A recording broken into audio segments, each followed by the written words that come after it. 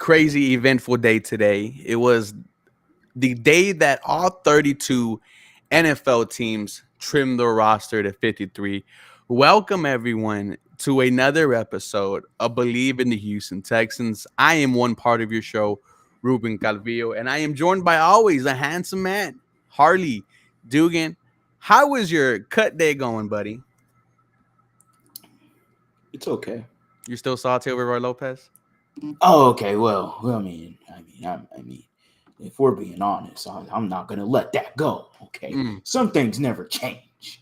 All right, that's what I'm gonna say. But I will move past my Roy Lopez love, okay. and let's get into this roster that we got. A full 53 is set official by the Houston Texans. Mhm. But first and foremost, the Houston Texans did a trade today. They continue to add to the offensive line, and they have traded for offensive lineman Kendrick Green, who was a third round pick for the Pittsburgh Steelers. Started off as a center, I think played more than 10 games his rookie year, Mhm. then didn't play at all in his sophomore season. And then this year, he was practicing at fullback. And when you go to surprise, like not a surprise, but who are some names that will be cut when you look at the Pittsburgh Steelers? You see Kendrick Green up there at number one. I I don't know how I feel about the trade. A 6 round pick obviously doesn't mean anything right now, but come draft time, you never know what you're gonna get with the 6 round pick. And if this guy was gonna be cut anyway, I don't see why the Houston Texans had to give up something for him. Yeah, I actually agree with you there. I can see why Texans fans are frustrated at that. I mean, yeah, at the under end of the spectrum, you can be like, "Oh, all they gave up was a 6 round pick." Hmm. Okay, yeah, that's cool. I understand that too, but I didn't have to give up anything at all. We're second on the waiver claim, Mm. aren't we? I mean, I don't understand it either. So I understand why they got him. I get that. I just don't understand why we had to give up a pick, essentially. Granted, 6 round pick, conditional 6 round pick. I think it was conditional. But still, I mean, you could have just grabbed him with your second spot in the waiver claim. Mm. Unless they ultimately believe the Panthers were going to grab him at number one, then okay. But we don't know that, so we'll judge it. No, and some more news. Second year offensive guard Kenyan Green is put on the IR, out for the season, will have shoulder surgery. This is a tweet from Aaron Wilson. Offensive guard Kenyan Green, hard luck continues. After undergoing arthroscopic knee surgery this offseason and having knee surgery last year before the rookie season, former first round pick is now set to have shoulder surgery and is out for the season. His boy Kenyon Green has been on the hospital bed so many times during his young NFL career. I'm not giving up on Kenyon Green, and we talked about this last night. I said that I expect them to be starting week one. Come to find out, his season is done. But it sounds like the Houston Texans called this season off so that he could get ready for football. Like you mentioned yesterday, still only 22 years old. He he needs to get physically ready, mentally ready for the NFL. I don't think he's there yet, and next year we is a make or break year for Kenyon Green. Yeah, it's make or break next year for him. Sure, he's gonna get a lot of criticism from the fan base for getting hurt, which is sad to say. But at the end of the day, like you said, we both mentioned it yesterday. If anybody missed yesterday's live, you could find it on Believe in Texans podcast anywhere where you stream all your podcasting platforms. That's BLEAV, Believe in Texans. As we were saying yesterday, he's still only 22 years old, and it's what we grabbed from Titus Howard, who defended him in Twitter or X or whatever you want to call that. So Kenyon Green is not going to be your left guard. We entered the season thinking our offensive line was going to be Laramie Tunsil, Mm. Kenyan Green, Mm. Juice Scruggs, Mm. Shaq Mason, Mm-hmm. and Titus Howard. Mm. As of right now, if week 1 was tomorrow, you would only have 2 out of those 5 playing. Laramie Tunsil and Shaq Mason. That's worrisome a little bit. I like that the Texans have made these moves, these small little minor moves to grab in a few offensive linemen, but you invested a lot into this position group. And we had the predictions of they could be a top 15 offensive line Yes. and maybe dance around the top 10 area. And now it's not looking good right now. Mm-hmm. Sure, you're going to have Titus back, you're going to have Scruggs back, but it's a little worrisome right now for me. No, it is. And, don't want to give up on Kenyan Green just yet. It's very discouraging. Especially when you look at the talent that was taken, after him, Jordan Davis, Kyle Hamilton, Jamison Williams, if you want to throw it out there. Kenyan Green, get healthy, man. Come back next year and just prove people wrong. I like how you brought up Titus Howard. Because Titus Howard was moved all throughout the offensive line his first 4 years. Finally finds his home at right tackle. Do we have to have that kind of patience with Kenyan Green? It looks like we will have to, man. But sad to hear that he goes down. Now I think it is important that Titus Howard is ready by week 1. We've heard that he has been practicing and is trying to get ready by week 1. But now I think it's a necessity that 71 has to suit up. And I was the opposite, where I'm thinking, oh, Titus, everyone's ready. The only one that's going to be out is Titus Howard. And I'm thinking, oh, you know what? It's one game. If you don't have to force him out there, then don't force him out there, Now, hell, I'm agreeing with you. I'm like, hey, man, I need Titus out there. Mm-hmm. Cast or not, I need his ass out there. I Mm. mean, to have him, Shaq, and Laramie Tunsil, the main 3 of your offensive line, most NFL teams can't say that, they got 3 legitimately good to great offensive linemen across the board there. Left guard and center is going to be worrisome for me. I don't know what we're going to do there. Mm. I know we traded for Kendrick Green. There's a lot of negativity around Steelers fans on Kendrick Green's name. I'll say this, though. The offensive scheme is a very nice scheme fit for the offensive linemen. Mm. And we mentioned before, Wade Smith, Mike Brazel, both of those guys were not anybody that was setting the world on fire in the NFL. And they came into this scheme and they became Pro Bowlers. Yeah. So I'm not saying Kendrick Green is going to be a Pro Bowler, but maybe he's more comfortable. Maybe he needs to change the scenery. Why are they playing him at fullback? That kind of sounds dumb to me.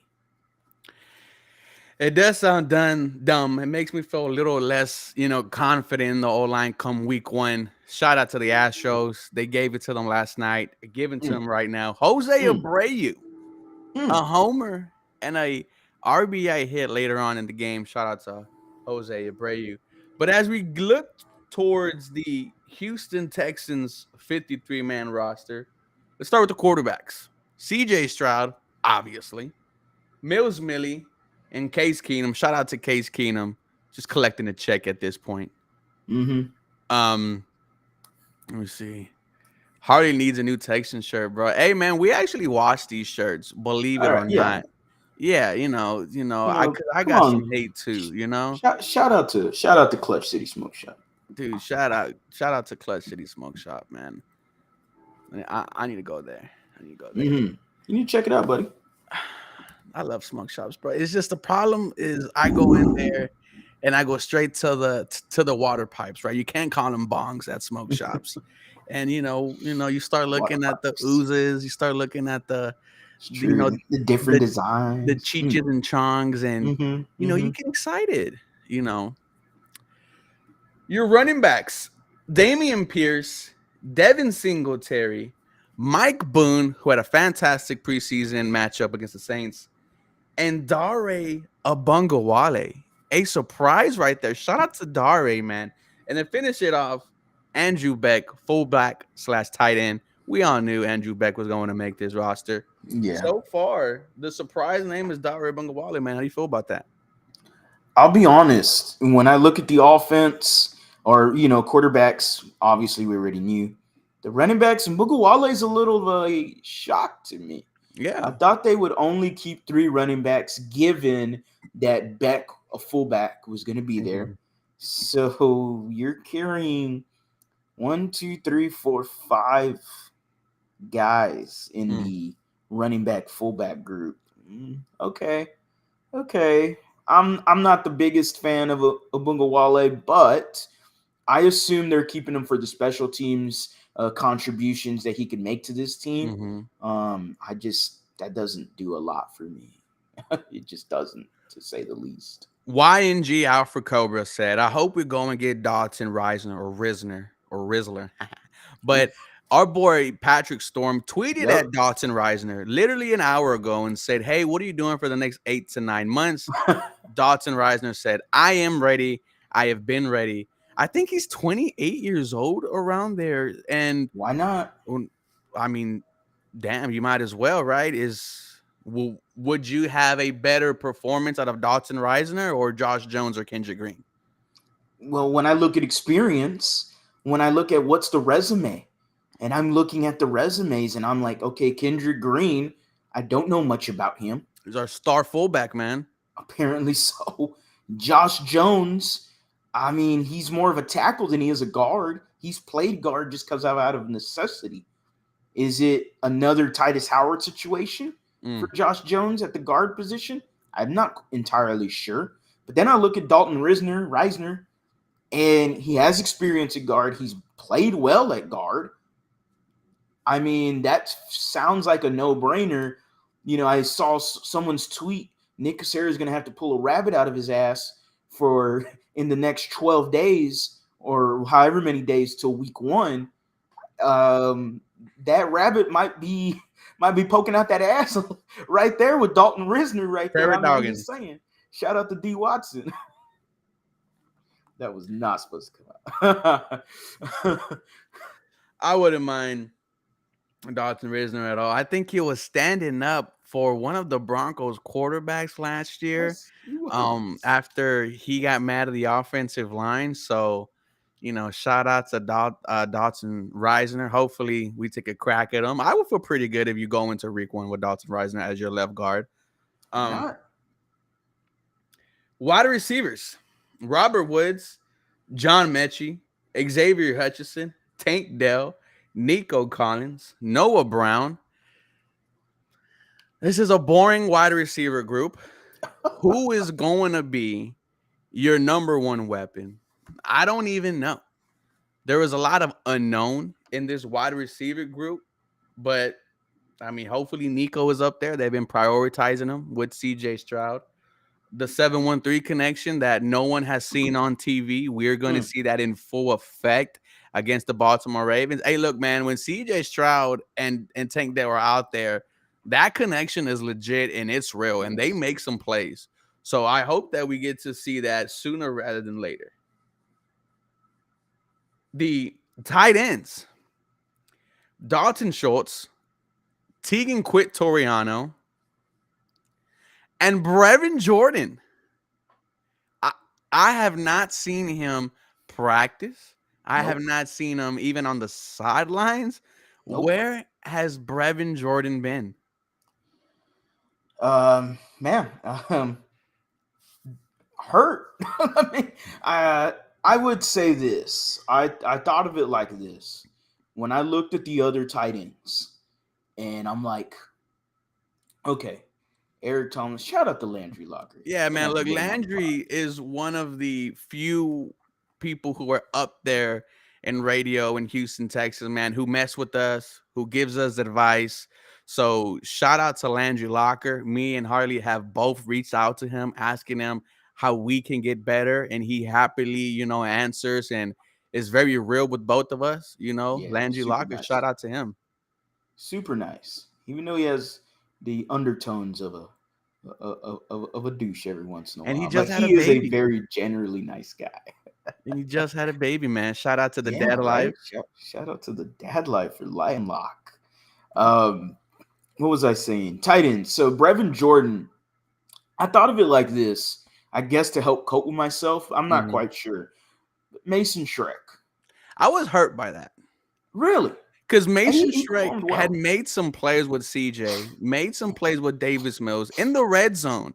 If it Yeah. wasn't tight end Dalton Schultz making a play, it was Mason Shrek. One was right in front of the season ticket holders, back of the end zone. We were able Yeah. to see that there. We got hyped. I would have thought Mason Shrek would have made this team. Yeah. Eric Tomlinson played well as well in training camp. Those Mhm. two I thought were one of your tight end threes. But when I ultimately look at it, I'm going, well, what's the difference between them and Brevin Jordan? I mean, we're really going to pull hay here. We're going to pull strings here. We're going to see which one has the shortest straw. I don't think there's much of a difference between Mm. Shrek, Tomlinson, and Brevin Jordan. The only thing you could say with Brevin Jordan is maybe there's still some potential that's there. Maybe. I still just wonder in terms of how this scheme goes, in terms of how they utilize tight ends. Yes, they like their receiving tight ends, but they also like them to block. Mm. And how well is Brevin Jordan as a blocker? We've seen it before. It's not so hot. But who knows? He's tight end 3. I guess I'll roll with it. Maybe we can resurrect the Brev zone. How about that? We haven't seen it since his rookie year, man. And he's like the last of the Mohicans, right? Of the Yeah. Nick Casario draft class. Thomas Booker, gone. Big sexy Roy Lopez, Hey, too gone. soon, too soon, too soon, too soon. Garrett Wallow, gone. Um, Khalil Davis gone. That one was tough. Oh, that one was a tough cut. He I would looked have thought really he good. snuck in there. Yeah. Um, Adedayo, the guy from the Yeah. UK, hopefully he finds 175. himself on a roster. Fantastic. Man, tough cuts today, man. There is a few tough cuts. There is. Some I question. Which one did you question? When I go back to the offensive line, I am completely floored that they cut Michael Dieter. Especially when you start him against the That didn't Saints. make no sense to me. It just doesn't. He's familiar with the scheme. He actually looked good in this preseason week 3. And you just lost Kenyan Green for the whole season. Juice Scruggs is going to be out for at max 4 weeks. Michael Dieter could play guard and center. So why am I signing him, releasing him, and then trading the 6 for Kendrick Green, who, when we're looking at it, eye level, and I'm looking at Steelers fans for Kendrick Green, I'm like, and I'm looking at what we've seen from Michael Dieter, and I'm going, I mean, that's a bit of a head scratcher for me. I was super confused. They need depth on the offensive line. They only are carrying 8 linemen, and you let go of Dieter. I just don't get that. No, especially like you said, he did play very well in the game against the Saints. Yes. CJ Stroud, according to DJ Bieniemy, was pressured 0% of his dropbacks. So I don't know what they are going to do with the interior offensive line. I think Storm said he might come back on the practice squad, It's but crazy. that is crazy. I don't know what Nick is doing, and this is the first time we've criticized Nick Casario. And if you go on the Twitter Spaces, shout out to them. Oof.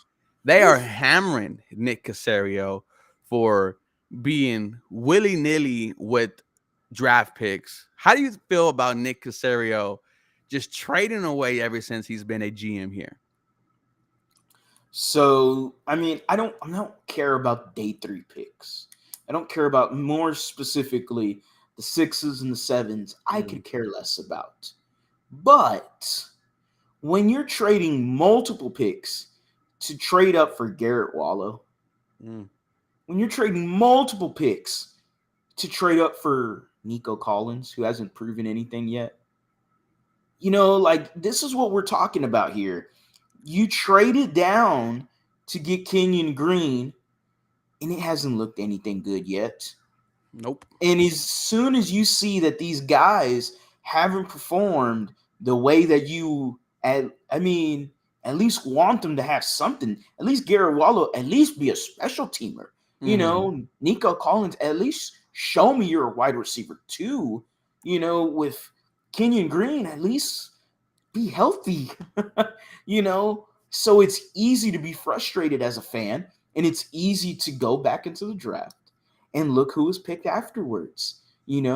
Whether it's Tyler Linderbaum, Tyler Smith that Cody Johnson mentioned in our group chat, Zion Johnson, Cole Strange from the page. Even though Cole Strange was a reach at that time, but I guess you could throw his name in there. You go to Nico Collins in the immediate one, Amon-Ra St. Brown for the Detroit Lions. And, you don't know if he's going to be the same player here in Houston, but it's tough to negotiate the fan to look otherwise. Garrett Wallow, I have no clue who came afterwards. But regardless, those are what I'm harping on. And then, Marcus Cannon. I don't forget that. Let me cause shout out to Pastor George. Yeah, he did a great thread. Tweet. He did a great tweet, man. Let me put him out there. He put out a tweet, all the draft picks that Nick Caserio has traded for. So let me run this down. He's been working on this. 21 players Nick Caserio has traded for as a member of the Houston Texans.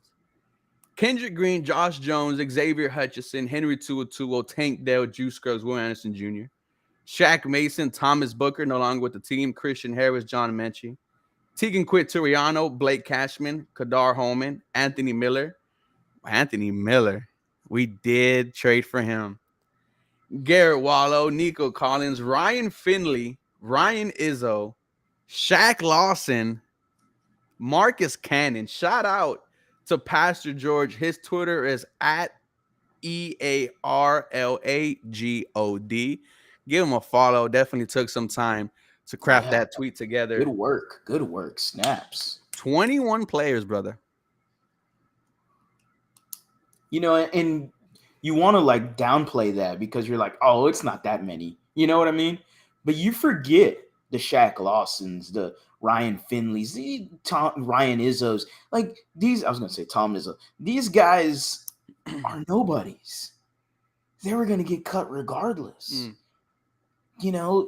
And everyone just goes, oh, all you did was give up a 7th-round pick.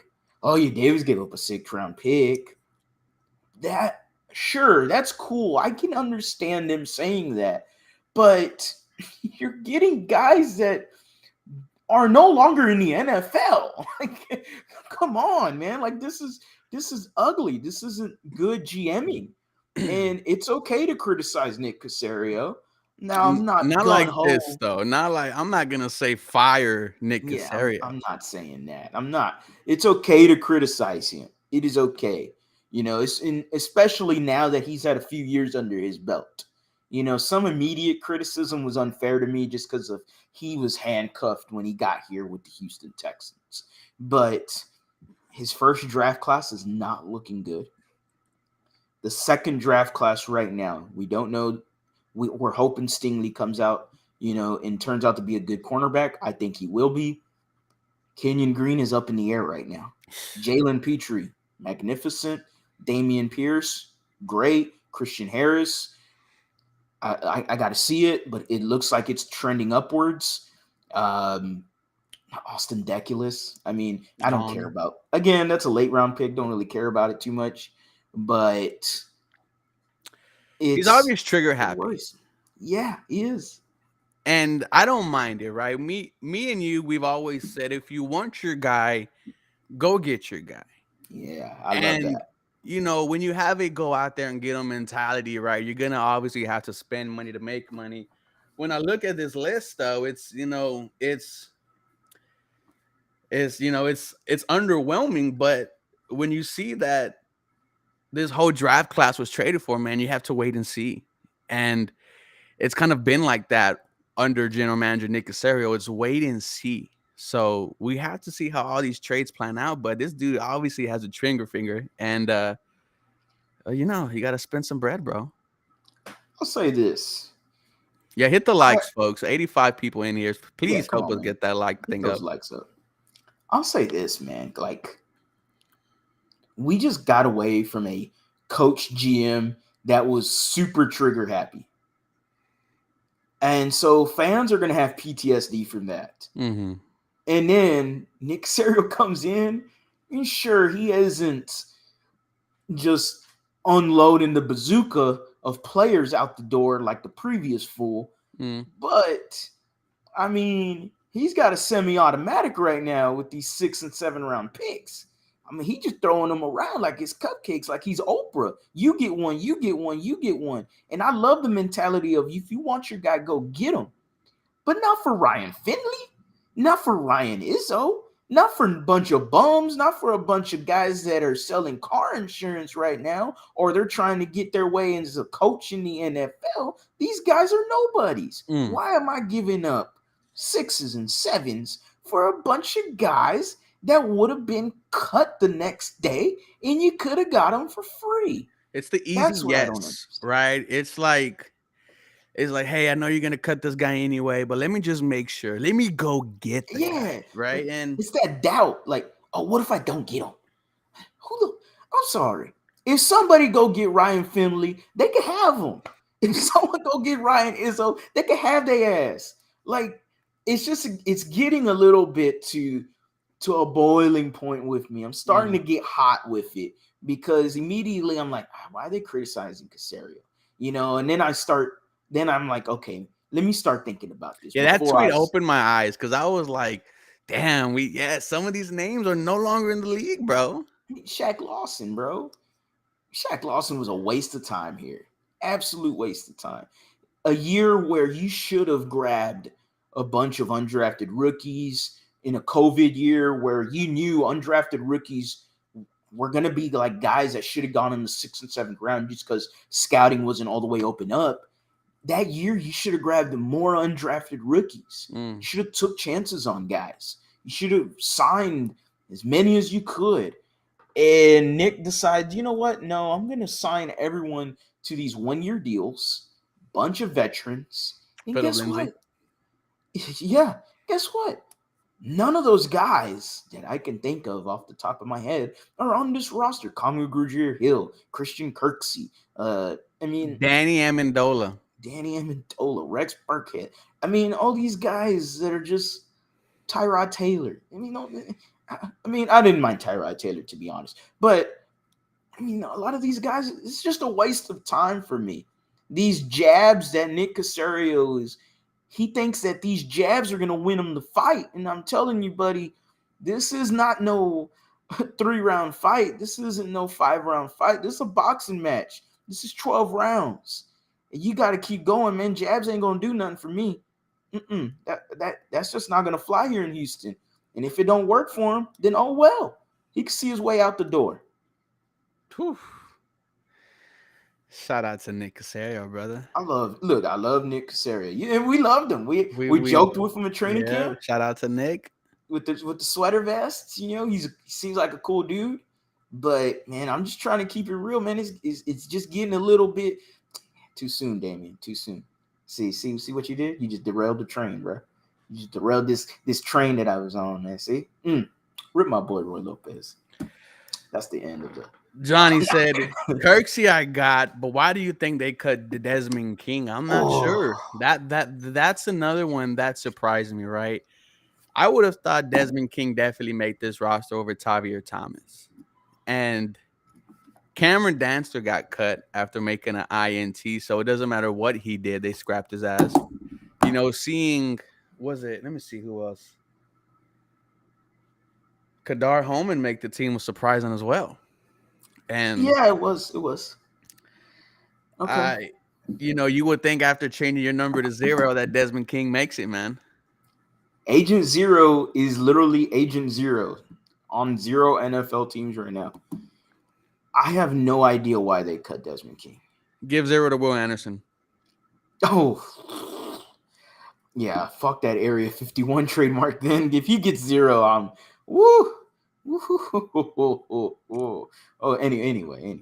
Let me get on this nickel cornerback because I'm confused. I don't get it. Why do we cut Desmond King? I just don't understand it. And sure, and like Johnny Lambo said, cap space. Yeah, I mean they freed up about 15 million. I want to say, I could be butchering that, according to Texans cap. Mm-hmm. But nickel cornerback, I mean, this is a position that is you have to have a nickel cornerback in today's NFL. Yeah. Everybody has 4 wide receivers, 3, 4, 5 wide receivers for most of the game. And no offense to Javier Thomas, but unless I'm getting what he did 2 years ago or last year with Lovie Smith, well, actually 2 years ago he had a great season with Lovie Smith. Maybe he has to lose some weight, man. He looks like a linebacker out there. A little bit. He thick. He's huge. And I don't mean that in a sexual way. Like he just got a lot of muscle. Hey, pause. Like he has Richard Sherman and Skip Bayless. Hard. Pause. It's like, whoa, Skip, calm down, old man. I just don't get the nickel cornerback position right now. Javier Thomas, he didn't impress me when we were watching him at training camp. For every good play, he had 2 bad plays. Mm-hmm. You know, like he had some good plays. I still remember that time where he jammed that wide receiver, absolutely demolished him at the line. But that goes to what you're saying. He looks like a linebacker. He looks bigger. He looks a little heavier. Whereas before, he was a lot lighter.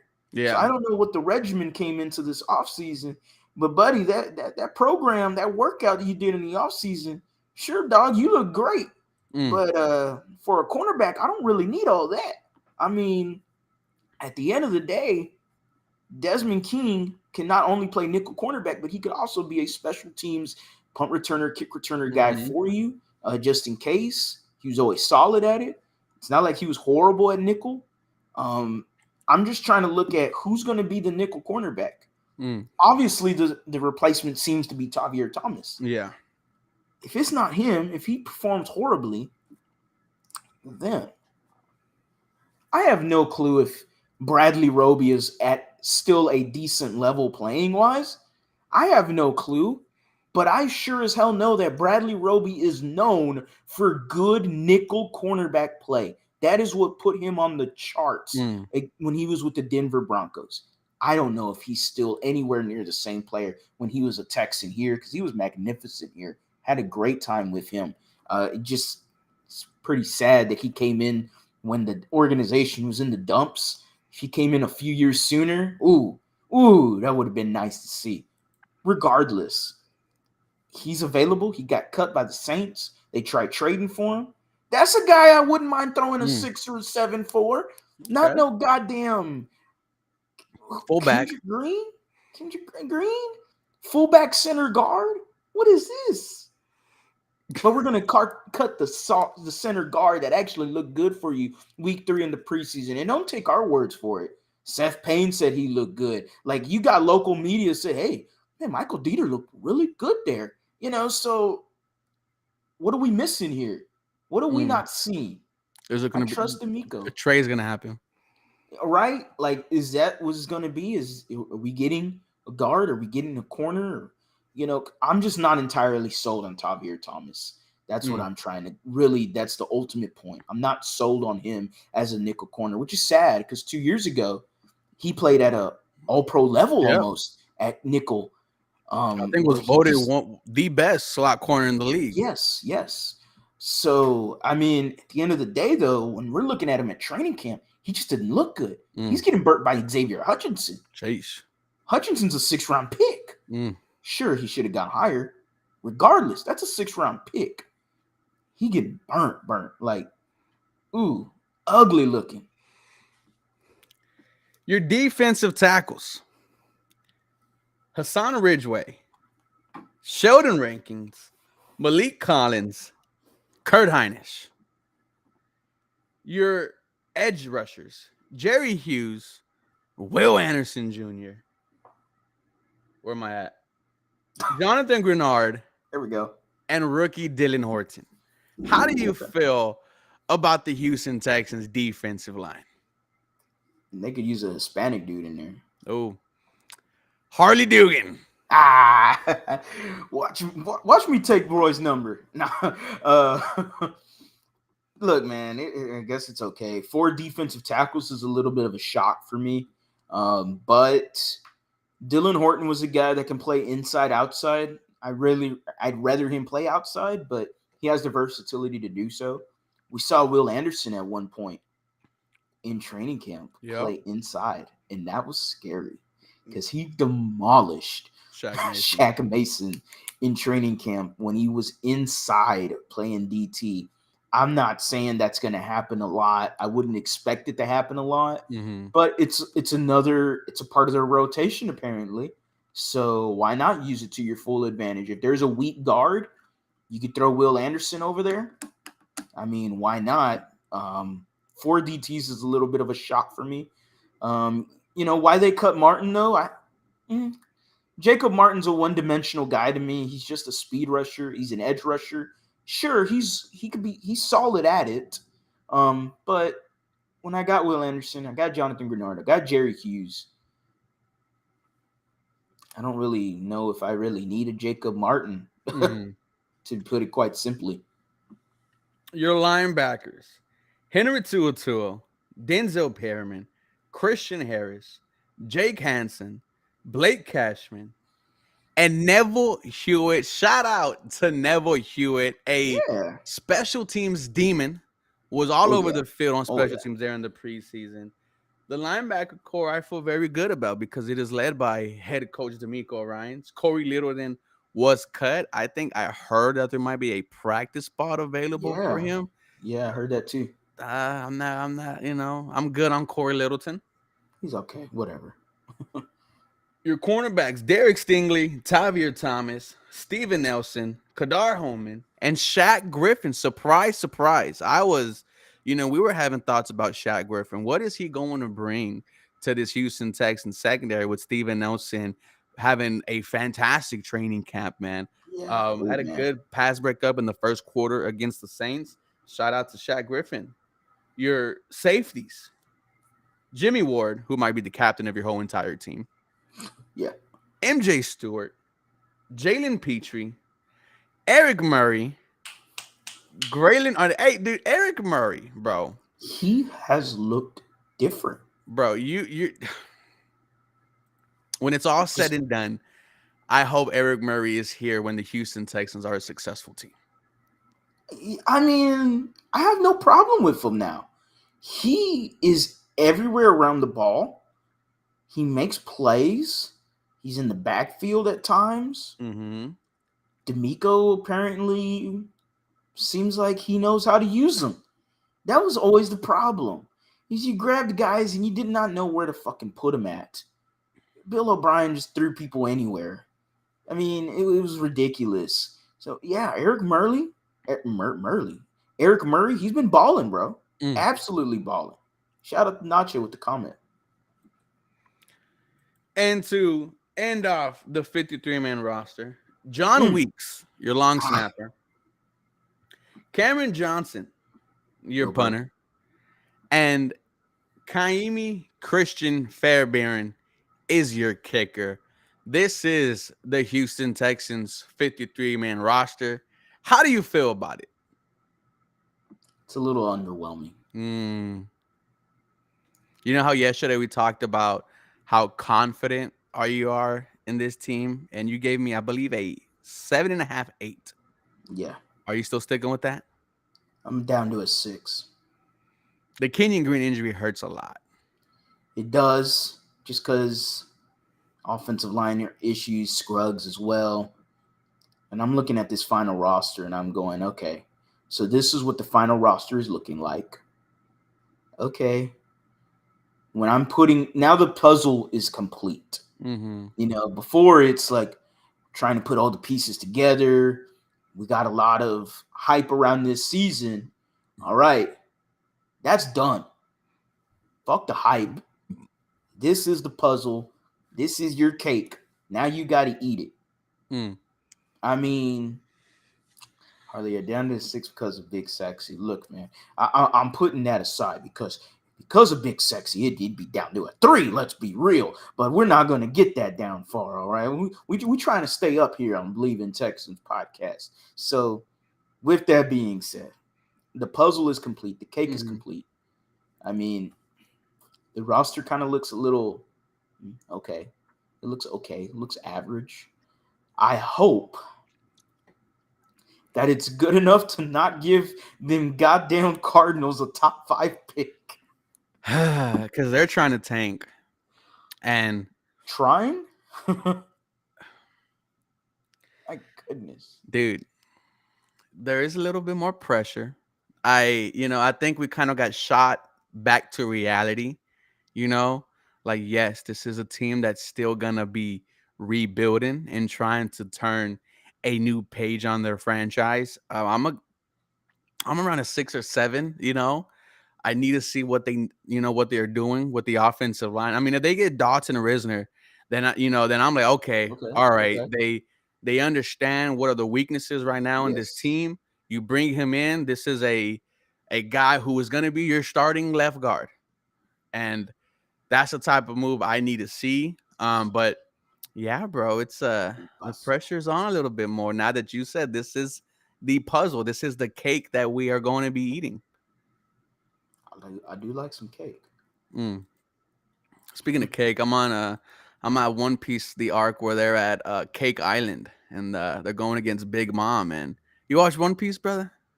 No, man, it's just way too many episodes. There's Netflix is coming out with the live action show. Are you gonna tune into that or? Oh, 100%, bro, dude. That this anime that I'm watching, bro, it's gonna go down as one of the greatest of all time for what he's doing. When you find out what the One Piece is, because no one freaking knows right now, it's gonna break the internet, dude. But back to the Houston Texans. Shout out to Oda and the One Piece fandom. Brother, we are finally here. The next football game that we are gonna play count towards the win-loss column. And thank you everyone who was with us all throughout training camp, all throughout preseason. And, this is where we really get going. 76 people into this live stream. Please, guys, drop some W's and please like the live stream. You see, the Don, we can't have this. I'm in a hand side, dude. Come on. Shout out got rid of number 4, bro. Shout out to Massage Watson. Sheesh, bro. 1-0 week 1. Watch. How would you feel the Houston Texans beat the Baltimore Ravens? I see you, G. Okay. Locker room talk. Yeah, so I heard that too from, I want to say it was Texans cap again. Or he said it on Landry's stream or something. I could be wrong. I saw it on a tweet somewhere. But yeah, I did see that maybe Risner is a toxic locker room guy. You know what that sounds like to me? Energy vampire. No.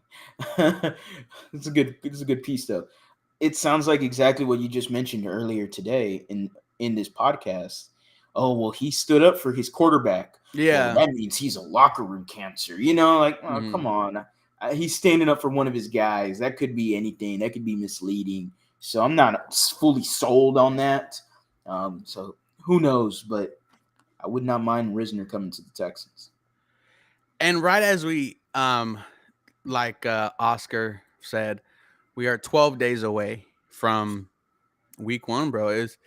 It came here faster than what we thought. But, dude, I am excited, bro. And the Kenyan Green news does hurt. Obviously, it breaks my, not breaks, but lowers my confidence a little bit. However, Yep. Dishonorable discharge. Use it as a fantasy football team name. My fantasy team name is the Riley Reed option. If you know, you know. Interesting. Shout out to one of the GOATs. I usually always go with the Happy Endings LLC. We're in Happy Endings Incorporated. Deshaun's massage parlor, bro. We have to do something like that when he comes back to Houston, right? He's coming to Houston, right? Yeah, yeah, yeah. I think so. Mm. I think so. Shit, I have to look that up again. I don't remember. I think so. Are you Ah, going to any of the tailgates? initially, I have no plans for that. So who knows? That could always change. Bro, it's lit. We get a little a little trash right before the game. Harley, as we end this episode, man, where can the fans find you, brother? You can type in at the lead underscore HOU anywhere on your social media platforms. Just go into the search engine, type in at the lead underscore HOU. You could find us on Believe in Texans podcast, man. Type it into anywhere where you stream all your podcasting platforms. It is on Google Podcasts, Apple, Spotify, BLEAV. Believe in Texans. If you missed the episode, go ahead and check it out. Watch those ads for us, boys. Watch those ad for us. You can type in 713 Houston Sportcast in the search bar for me. Try to get me and Harley as one of the hottest shows in Houston, guys. And how you do that, liking our live streams, checking out the Believe in Houston Texans podcast. Obviously, if you guys are here, you guys are already subscribed to me and Harley. We are trying to be, your guys' go-to for the Houston Texans. So thank you guys for being a part of tonight's live stream. There are 81 people that are in here. You guys, y'all have a very blessed night. Please be safe.